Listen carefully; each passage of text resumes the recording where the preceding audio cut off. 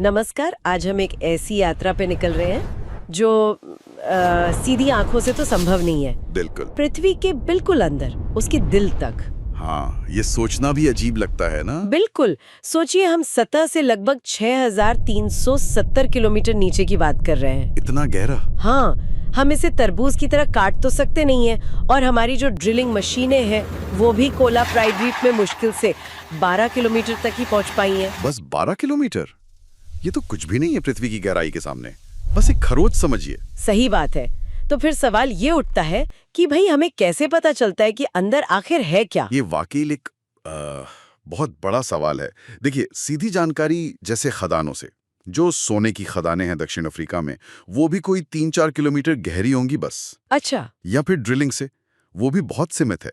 और दिक्कत ये है कि जैसे जैसे आप नीचे जाते हैं, तापमान और दबाव दोनों इतने ज्यादा बढ़ जाते हैं कि कोई भी उपकरण या इंसान वो टिक ही नहीं सकता है। और खासकर भूकंप विज्ञान के जो आंकड़े हैं, हाँ, वो बहुत महत्वपूर्ण है। उनके आधार पर हम पृथ्वी के अंदरूनी परतों को समझेंगे, मतलब क्रस्ट, मैंटल और कोर। ये कैसी हैं, इनके गुण क्या हैं, और वैज्ञानिक इन छुपी हुई गहराइयों के राज कैसे खोलते हैं। बिल्कुल। जैसा मैंने कहा, सीधी जानकारी तो बहुत कम है, तो हमें अप्रत्यक्ष सुरागों पर, मतलब इनडायरेक्ट क्लूज पर निर्भर रहना पड़ता है। अच्छा, कैसे सुराग? ये सुराग हमें पृथ्वी के कुछ बुनियादी गुणों से मिलते हैं और कुछ प्राकृतिक घटनाओं से भी। जैसे एक बड़ा सुराग है घनत्व, डेंसिटी। घनत्व? हाँ, हमें पता है कि पृथ्वी का जो औसत घनत्व है वो सतह की चट्टानों के घनत्व से कई ज्यादा है, करीब करीब 2 गुना। 2 गुना? कैसे? देखिए, सतह पर जो चट्टानें मिलती हैं उनका घनत्व होता है करीब 2.7 से 3 ग्राम प्रति घन सेंटीमीटर। ठीक है। लेकिन पूरी पृथ्वी का अगर औसत निकालें तो वो आता है करीब 5.5 ग्राम प्रति घन सेंटीमीटर। कैवेंडिश ने तो 1798 में ही इसका अंदाजा लगा लिया था। 5.48 बताया था उन्होंने। कमाल है। तो इसका मतलब अंदर जरूर कुछ भारी पदार्थ है। सिर्फ दबाव से तो घनत्व इतना नहीं बढ़ सकता है ना? एकदम सही पकड़ा। दबाव तो बढ़ता है, इसमें कोई शक नहीं। गहराई के साथ ऊपर की चट्टानों का वजन बढ़ता जाता है। केंद्र में तो आप मानिए सतह के वायुमंडलीय दबाव से 30-40 लाख गुना ज्यादा दबाव है। बाप रे। और तापमान भी शुरुआत में तो तेजी से बढ़ता है, फिर थोड़ा धीरे होता है। लेकिन कोर के पास का तापमान अंदाजा है कि सूरज की सतह जितना, करीब 5-6 हजार डिग्री सेल्सियस। 5-6 हजार डिग्री? हाँ, लेकिन इतना ज्यादा घनत्व, जो औसत 5.5 है, और कोर का तो 11-13 तक पहुंच जाता है, वो सिर्फ दबाव से नहीं आ सकता। तो फिर? यह सीधा इशारा करता है कि पृथ्वी के केंद्र में, कोर में, लोहा और निकल जैसी भारी धातुएं जमा हैं। अच्छा। यह शायद तब हुआ होगा जब पृथ्वी बन रही थी और सब कुछ पिघला हुआ था, तो भारी चीजें नीचे बैठ गईं। ओके। तो घनत्व एक सुराग हुआ, और तापमान, दबाव, और क्या तरीके हैं अंदर झांकने के? ज्वालामुखी, उनसे भी तो अंदर का लावा बाहर आता है। हाँ, ज्वालामुखी हमें अंदर की गर्मी का एहसास तो कराते हैं, उनसे पिघला हुआ मैग्मा बाहर आता है, ये सच है। लेकिन लेकिन ये जो मैग्मा है, ये ज्यादातर सतह के पास ही बनता है। अक्सर तब जब ऊपर की चट्टानों का दबाव किसी वजह से हटता है, जैसे फॉल्टिंग से, तो चट्टानें पिघल जाती हैं। लेकिन ऐसा नहीं है कि अंदर कोई मैग्मा का बड़ा सा चांबर हमेशा बना रहता है। दबाव गलनांक को बढ़ा देता है। अच्छा। हाँ, कुछ खास तरह के ज्वालामुखी, जैसे डायमंड पाइप्स, वो मेंटल से सीधे सैंपल ऊपर लाते हैं, करीब 150-200 किलोमीटर गहराई से। पर ये भी पूरी तस्वीर नहीं देते। तो फिर सबसे कारगर तरीका क्या है जो पूरी पृथ्वी के अंदर तक की जानकारी दे सके? वो है भूकंप विज्ञान, सिस्मोलॉजी। सिस्मोलॉजी? हाँ, ये पृथ्वी के अंदरूनी हिस्से को समझने का एकमात्र और सबसे महत्वपूर्ण तरीका है। एक तरह से पृथ्वी का अल्ट्रासाउंड। अल्ट्रासाउंड? ये कैसे? जैसे किसी बंद डिब्बे को हिलाकर अंदर क्या है उसका अंदाजा लगाना। हाँ बिल्कुल, बहुत अच्छी उपमा है। जब कहीं भूकंप आता है तो उससे ऊर्जा निकलती है। ये ऊर्जा तरंगों के रूप में पृथ्वी के आर पार फैलती है। अच्छा। और इन तरंगों को हम दुनिया भर में लगे सिस्मोग्राफ से रिकॉर्ड करते हैं। अब ये तरंगे कैसे चलती हैं, कहाँ धीमी होती हैं, कहाँ तेज, कहाँ मुड़ जाती हैं, या कहाँ एकदम गायब हो जाती हैं। अच्छा। यही सब हमें अंदर की पूरी बनावट, पूरी संरचना बताता है। ये तरंगे, ये कितने तरह की होती हैं? देखिए, मुख्य रूप से 2 तरह की तरंगे हैं जो पृथ्वी के अंदरूनी हिस्से से गुजरती हैं। बॉडी वेव्स कहते हैं इनको। एक हैं पी तरंगे, यानी प्राइमरी वेव्स। प्राइमरी मतलब पहले पहुंचने वाले? हाँ, ये सबसे तेज होती हैं। और दूसरी हैं एस तरंगे, यानी सेकेंडरी वेव्स। ये थोड़ी धीमी होती हैं। पी और एस? ठीक है। और एक तीसरी भी होती है शायद जो सतह पर चलती हैं। हाँ, वो हैं सतही तरंगें या एल वेव्स। ये पी और एस तरंगों के सतह पर पहुंचने के बाद बनती हैं और सतह के साथ साथ चलती हैं। ज्यादातर तबाही यहीं मचाती हैं। लेकिन अंदर की जानकारी के लिए पी और एस तरंगे ही मेन है। ओके, तो इन पी और एस तरंगों में क्या खास अंतर है इनके चलने के तरीके में? बहुत बड़ा अंतर है। पी तरंगे जो तेज हैं वो कंप्रेशनल होती हैं, मतलब वो जिस चीज से गुजरती हैं उसके कणों को आगे पीछे धकेलती हैं, जैसे आवाज की तरंगे। अच्छा, जैसे स्प्रिंग को दबाते छोड़ते हैं वैसा। हाँ, कुछ वैसा ही।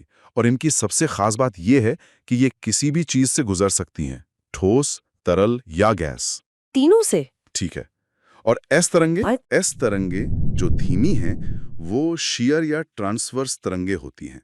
वो कणों को अपनी दिशा के लंबवत, मतलब ऊपर नीचे या अगल बगल कंपित करती हैं, जैसे रस्सी में लहर पैदा करते हैं। अच्छा। और इनकी सबसे सबसे महत्वपूर्ण बात यह है कि ये सिर्फ ठोस चीजों से ही गुजर सकती हैं। सिर्फ ठोस से? हाँ, अगर ये तरल या गैस में पहुंचे तो ये वहीं खत्म हो जाती हैं, आगे नहीं बढ़ पाती। अच्छा, तो एस तरंगों का तरल में ना चल पाना, क्या इसी से हमें अंदर के बारे में कोई बड़ा सुराग मिला? बिल्कुल, यही है वो सबसे बड़ा सुराग।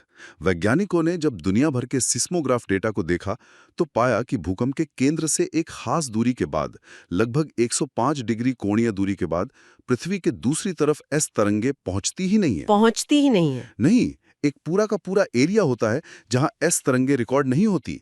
इसे कहते हैं S wave shadow zone. Shadow zone, छाया क्षेत्र। हाँ, और इसका सिर्फ एक ही तार्किक मतलब हो सकता है। क्या? कि पृथ्वी के केंद्र में एक बड़ा हिस्सा ऐसा है जो तरल अवस्था में है, हाँ। और वो हिस्सा इन एस तरंगों को रोक रहा है, उन्हें सोख रहा है या उनसे गुजरने नहीं दे रहा। कमाल है। हाँ, तो यही बाहरी कोर है। बिल्कुल। एस तरंगों के इस शैडो जोन ने ही हमें सबसे पुख्ता सबूत दिया कि पृथ्वी का बाहरी कोर तरल है। वाह, मतलब एक तरह की तरंग के गायब होने से हमने पृथ्वी के अंदर एक पूरी तरल परत का पता लगा लिया। हाँ, है ना अद्भुत। सच में? अच्छा, और पी तरंगों का क्या? वो तो तरल से गुजर सकती हैं, उनके साथ भी ऐसा कुछ होता है? पी तरंगे तरल कोर से गुजर तो जाती हैं, लेकिन उनकी कहानी भी दिलचस्प है। जब वो मेंटल जो ठोस है उससे तरल बाहरी कोर में जाती हैं तो उनका माध्यम बदलता है, ठोस से तरल। हाँ, और जब बाहरी कोर से वापस निकलकर नीचे ठोस आंतरिक कोर में या फिर दूसरी तरफ मेंटल में जाती हैं तो फिर माध्यम बदलता है। हाँ। इस बदलाव की वजह से जैसे रोशनी पानी में जाने पर मुड़ जाती है, वैसे ही ये तरंगे भी मुड़ जाती हैं। इसे अपवर्तन या रिफ्रैक्शन कहते हैं। तो इस मुड़ने की वजह से पी तरंगों का भी एक शैडो जोन बनता है, 105 डिग्री से 140 डिग्री के बीच का इलाका। पर वो गायब तो नहीं होती? नहीं, गायब नहीं होती, बस इस मुड़ने की वजह से वो 105 डिग्री से 140 डिग्री वाले बैंड में सीधी नहीं पहुंच पाती, लेकिन 140 डिग्री के बाद वो फिर से रिकॉर्ड होने लगती हैं। तो इन तरंगों की गति में बदलाव, इनके मुड़ने का पैटर्न और पी और एस तरंगों के पहुंचने के समय में जो अंतर होता है, टाइम लैग, इन सबको मिलाकर ही वैज्ञानिक अंदर की परतों की गहराई, उनका घनत्व और उनकी अवस्था, ठोस है या तरल, का पूरा नक्शा तैयार करते हैं। बहुत खूब। तो चलिए अब इन तरंगों से मिली जानकारी के आधार पर पृथ्वी की परतों को एक-एक करके समझते हैं, बाहर से अंदर की तरफ। सबसे पहले सबसे बाहरी परत, क्रस्ट या भूपरपटी। हाँ, क्रस्ट। ये हमारी पृथ्वी की सबसे बाहरी, सबसे पतली और कह सकते हैं सबसे ठंडी परत है। कितनी पतली? बहुत पतली। पृथ्वी के कुल आयतन का सिर्फ 1% से भी कम हिस्सा क्रस्ट है, और द्रव्यमान का तो सिर्फ आधा %। अच्छा। ये भंगुर है, मतलब ब्रिटल। दबाव पड़ने पर ये मुड़ने के बजाय टूट जाती है, और इसी टूटने से भूकंप आते हैं। और इसकी मोटाई सब जगह एक जैसी नहीं होती है ना? नहीं, बिल्कुल नहीं। समुद्रों के नीचे ये काफी पतली होती है, करीब 5 से 10 किलोमीटर मोटी। इसे महासागरीय क्रस्ट कहते हैं। ये भारी होती है, सघन और ज्यादातर बेसाल्ट जैसी चट्टानों से बनी है। इसे सीमा, सिलिकॉन प्लस मैग्नीशियम भी कहते हैं। और महाद्वीपों के नीचे? महाद्वीपों के नीचे ये काफी मोटी होती है, औसतन 30 से 70 किलोमीटर। लेकिन जहां ऊंचे पहाड़ हैं जैसे हिमालय, वहां ये और भी मोटी हो सकती है। इसे महाद्वीपीय क्रस्ट कहते हैं। ये हल्की होती है, कम सघन और ड्रेनाइट जैसी चट्टानों से बनी है। इसे सियाल, सिलिकॉन प्लस एल्यूमिनियम भी कहते हैं। सियाल और सीमा, ये पुराने नाम है शायद? हाँ, ये एडवर्ड स्वेस के लिए नाम है। रासायनिक संरचना के आधार पर आजकल हम महाद्वीपीय और महासागरीय क्रस्ट ज्यादा इस्तेमाल करते हैं। ठीक है, तो ये हो गई क्रस्ट।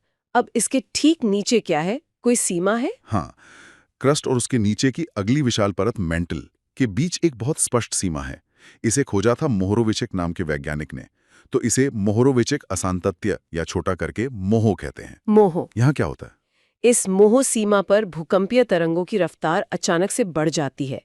पी तरंगें जो क्रस्ट में 6-7 किलोमीटर सेकंड चल रही थीं, वो मेंटल में घुसते ही 8 किलोमीटर सेकंड से भी तेज हो जाती हैं। अच्छा, तो ये बताता है कि नीचे कुछ अलग तरह का ज्यादा सघन पदार्थ शुरू हो गया है। बिल्कुल, ये चट्टान के प्रकार और घनत्व में एक बड़े बदलाव का संकेत है। मोहो के नीचे शुरू होता है मेंटल या प्रावार। मेंटल, ये तो पृथ्वी का सबसे बड़ा हिस्सा है आयतन के हिसाब से। हाँ, बिल्कुल। मेंटल मोहो सीमा से शुरू होकर लगभग 2900 किलोमीटर की गहराई तक फैला है।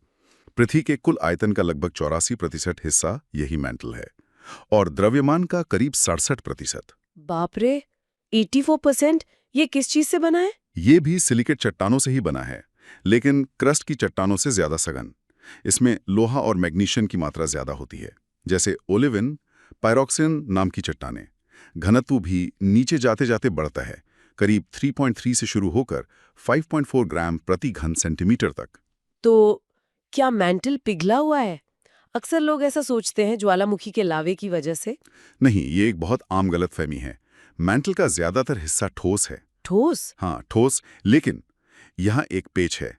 ये इतना ज्यादा गर्म है और इतने ज्यादा दबाव में है कि ये ठोस होते हुए भी बहुत लंबे समय के पैमाने पर, मतलब लाखों करोड़ों सालों में, ये प्लास्टिक की तरह व्यवहार करता है। प्लास्टिक की तरह? मतलब ये बहुत धीरे धीरे बह सकता है, जैसे बहुत गाढ़ा टार होता है या ग्लेशियर की बर्फ बहती है। ये बहता है, लेकिन बहुत ही धीमी गति से। अच्छा, और इसी बहाव को संवहन धाराएं कहते हैं। एकदम सही। मेंटल के अंदर ये धीमी संवहन धाराएं चलती हैं। गर्म पदार्थ नीचे से ऊपर उठता है, ठंडा होकर वापस नीचे जाता है, और यही धाराएं पृथ्वी की सतह पर होने वाली बहुत सारी गतिविधियों की असली वजह हैं। जैसे कि प्लेट टेक्टोनिक्स। हाँ, बिल्कुल। लेकिन उस पर आने से पहले मेंटल के अंदर भी कुछ परतें हैं, है ना? उनके यांत्रिक गुणों के आधार पर। हाँ, आपने स्थलमंडल और दुर्बलता मंडल का जिक्र किया था। वो क्या है? देखिए, सबसे ऊपर है स्थलमंडल, लिथोस्फीयर। इसमें पूरी क्रस्ट शामिल है और मेंटल का सबसे ऊपरी, ठंडा और कठोर हिस्सा भी। ये परत करीब 100 किलोमीटर, कहीं-कहीं 250 किलोमीटर तक मोटी हो सकती है। और ये मजबूत है? हाँ, ये कठोर है, रिजिड है। हमारी जो टेक्टोनिक प्लेटें हैं, अफ्रीकी प्लेट, यूरेशियन प्लेट, भारतीय प्लेट वगैरह, वो इसी लिथोस्फीयर के बड़े-बड़े टुकड़े हैं। ठीक है। और इसके नीचे, लिथोस्फेयर के ठीक नीचे आती है दुर्बलता मंडल, एस्थेनोस्फेयर। एस्थेनोस का मतलब ही होता है कमजोर। ये परत ज्यादा गर्म है और आंशिक रूप से पिघली हुई है। आंशिक रूप से पिघली हुई मतलब पूरी तरह तरल नहीं? नहीं, पूरी तरह नहीं, शायद 1% से भी कम हिस्सा पिघला हो। लेकिन इतना काफी है इसे बहुत चिपचिपा, कमजोर और लचीला बनाने के लिए, जैसे गर्म टार या बहुत गाढ़ा शहद। अच्छा। ये वो परत है जहां भूकंपीय तरंगों की गति थोड़ी कम हो जाती है, इसलिए इसे निम्न वेग क्षेत्र या लो वेलोसिटी जोन भी कहते हैं। और ज्वालामुखी के लिए जो मैग्मा बनता है, उसका मुख्य स्रोत भी यही एस्थेनोस्फीयर है। और यही वो परत है जिस पर लिथोस्फेयर की प्लेटें तैर रही हैं या फिसल रही हैं? बिल्कुल, यही वो फिसलन भरी परत है। कठोर लिथोस्फेरिक प्लेट्स इसी नरम एस्थेनोस्फीयर के ऊपर बहुत धीरे धीरे सरकती हैं। एस्थेनोस्फीयर की गहराई करीब 700 किलोमीटर तक मानी जाती है, हालांकि इस पर थोड़ी बहस है। तो हमारी जमीन जिसके नीचे हम बैठे हैं, वो असल में नीचे एक नरम परत पर सरक रही है। हाँ, एक तरह से यही सच है। एस्थेनोस्फेयर के नीचे क्या है? एस्थेनोस्फीयर के नीचे मैंटल फिर से ज्यादा ठोस और सघन होता जाता है। करीब 400 से 700 किलोमीटर के बीच एक संक्रमण क्षेत्र आता है, जहां दबाव बढ़ने से खनिजों का रूप बदलता है, उनके क्रिस्टल स्ट्रक्चर बदल जाते हैं। अच्छा। हाँ, जैसे ओलिविन मिनरल पहले स्पिनेल में, फिर पेरोस्काइट में बदल जाता है। इन बदलावों की वजह से भी भूकंपीय तरंगों की गति में अचानक उछाल आता है। एक खास उछाल 670 किलोमीटर पर आता है, जो ऊपरी और निचले मेंटल की सीमा मानी जाती है। और फिर निचला मेंटल? हाँ, 670 किलोमीटर से लेकर 2900 किलोमीटर की गहराई तक निचला मेंटल है। ये ठोस है और काफी सघन है। और सबसे नीचे, कोर से ठीक पहले, एक और परत है जिसे डी डबल प्राइम लेयर कहते हैं। ये करीब 200-300 किलोमीटर मोटी है और शायद रासायनिक रूप से बाकी मेंटल से थोड़ी अलग है। तो मेंटल भी काफी जटिल है अंदर से, और इसी में वो संवहन धाराएं चल रही हैं जो प्लेटों को चलाती हैं। हाँ, कोर से आने वाली गर्मी और मेंटल में मौजूद रेडियोधर्मी तत्वों के टूटने से पैदा होने वाली गर्मी, यही इन संवहन धाराओं को ऊर्जा देती है और यही धाराएं ऊपर के लिथोस्फेरिक प्लेटों को धकेलती हैं। समझ गया। तो मेंटल के बाद 2900 किलोमीटर पर हम पहुंचते हैं कोर पर। यहाँ भी एक सीमा होगी। बिल्कुल, मेंटल और कोर के बीच की सीमा को कहते हैं गुटनबर्ग असांतत्य, गुटनबर्ग डिस्कंटिन्यूटी। यहाँ फिर से भूकंपीय तरंगों के व्यवहार में बड़ा बदलाव आता है। पी तरंगों की गति धीमी हो जाती है और एस तरंगे तो गायब ही हो जाती हैं, जैसा हमने पहले बात की थी। क्योंकि बाहरी कोर तरल है। सही। तो गुटनबर्ग सीमा के नीचे शुरू होता है पृथ्वी का कोर यानी क्रोड। ये पृथ्वी का सबसे भीतरी हिस्सा है। इसका कुल रेडियस करीब 3500 किलोमीटर है, मतलब हमारे मंगल ग्रह के साइज का। इतना बड़ा? और ये बना है लोहे और निकल से, निफे। हाँ। मुख्य रूप से लोहा करीब 80-85% और निकल, इसीलिए निफे नाम पड़ा। इसका घनत्व बहुत ज्यादा है। बाहरी कोर में करीब 10 ग्राम सेमी क्यूब से शुरू होकर केंद्र में 13 ग्राम सेमी क्यूब तक। शायद इसमें कुछ हल्के तत्व जैसे सल्फर या ऑक्सीजन भी मिले हुए हैं बाहरी कोर में। और कोर के भी 2 हिस्से हैं, बाहरी और आंतरिक। हाँ, बाहरी कोर, आउटर कोर। गुटनबर्ग सीमा 2900 किलोमीटर से शुरू होकर लगभग 5150 किलोमीटर की गहराई तक फैला है। और जैसा कि एस तरंगों के शैडो जोन से पक्का हुआ, ये तरल अवस्था में है। पिघले हुए लोहे और निकल का एक विशाल महासागर। बिल्कुल। और ये सिर्फ पिघला हुआ ही नहीं है, ये लगातार घूम रहा है। इसमें संवहन धाराएं चल रही हैं। और इसी से पृथ्वी का चुंबकीय क्षेत्र बनता है। हाँ, पृथ्वी खुद घूम रही है और उसके अंदर ये तरल कंडक्टिव धातु लोहा भी घूम रहा है और कन्वेक्ट कर रहा है। ये मिलकर एक विशाल डायनामो की तरह काम करता है। यही पृथ्वी का शक्तिशाली चुंबकीय क्षेत्र, मैग्नेटिक फील्ड पैदा करता है। और ये चुंबकीय क्षेत्र हमारे लिए बहुत जरूरी है ना? बेहद जरूरी। ये एक अदृश्य कवच की तरह है जो हमें सूरज से आने वाले खतरनाक चार्ज पार्टिकल्स, सोलार विंड से बचाता है।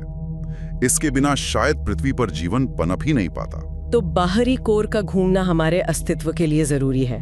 अब आते हैं सबसे अंदरूनी हिस्से पर, आंतरिक कोर, इनर कोर। हाँ। ये कहां से कहां तक है? आंतरिक कोर लगभग 5150 किलोमीटर की गहराई से शुरू होकर पृथ्वी के बिल्कुल केंद्र लगभग 6371 किलोमीटर तक जाता है। और ये कैसा है?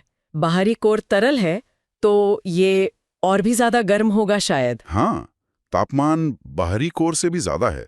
अनुमान है कि 5000 से 7000 डिग्री सेल्सियस के बीच। सूरज की सतह से भी गर्म। तो फिर तो ये भी तरल होना चाहिए। यही तो ट्विस्ट है। तापमान बहुत ज्यादा होने के बावजूद आंतरिक कोर ठोस है, सॉलिड। ठोस? इतनी गर्मी में कैसे? इसका कारण है दबाव, प्रेशर। केंद्र में दबाव इतना ज्यादा है, 35 लाख एटमॉस्फेयर से भी ज्यादा, कि वो लोहे और निकल के परमाणुओं को पिघलने नहीं देता। वो उनके गलनांक, मेल्टिंग पॉइंट को तापमान से भी ऊपर धकेल देता है। इसे कहते हैं प्रेशर फ्रीजिंग। प्रेशर फ्रीजिंग मतलब दबाव ने उसे जमने पर मजबूर कर दिया। हाँ बिल्कुल। और इसका ठोस होना भी हमें भूकंपीय तरंगों से ही पता चला।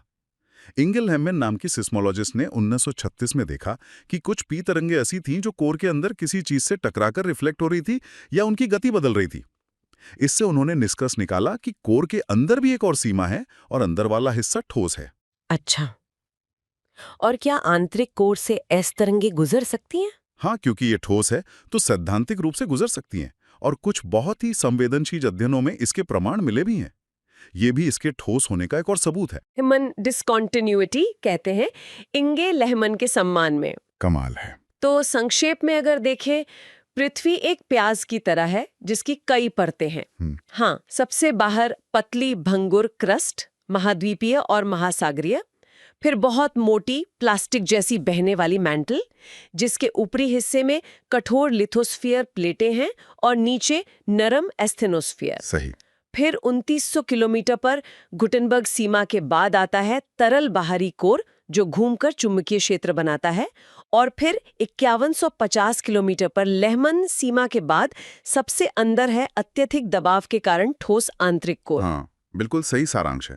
और ये सब हमें मुख्य रूप से कैसे पता चला? भूकंपीय तरंगों के व्यवहार से।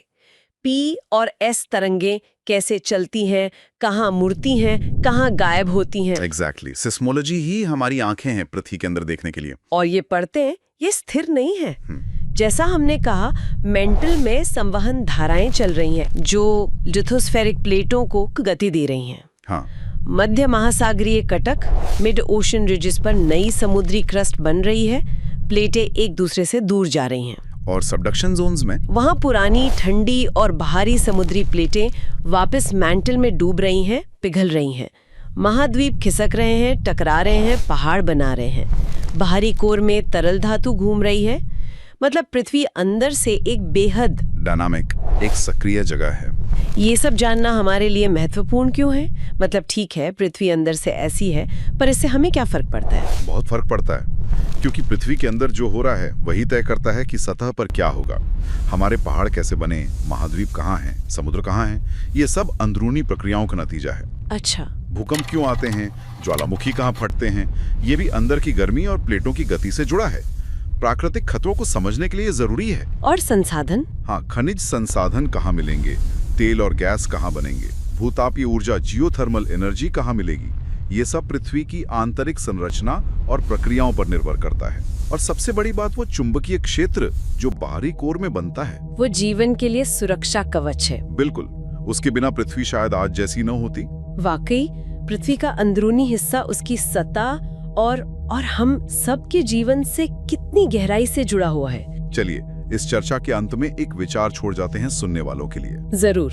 हमने सुना कि पृथ्वी का कोर धीरे धीरे ठंडा हो रहा है। कुछ स्टडीज कहती हैं कि शायद हमारी सोच से भी थोड़ा तेज। ये बातें चल रही हैं। तो अगर ऐसा है तो लाखों या अरबों सालों में हमारे चुंबकीय क्षेत्र का क्या होगा? क्या वो धीरे धीरे कमजोर पड़ सकता है या शायद खत्म हो सकता है, जैसा शायद मंगल के साथ हुआ? ये एक बड़ा सवाल है। और अगर ऐसा हुआ तो पृथ्वी पर जीवन का भविष्य क्या होगा?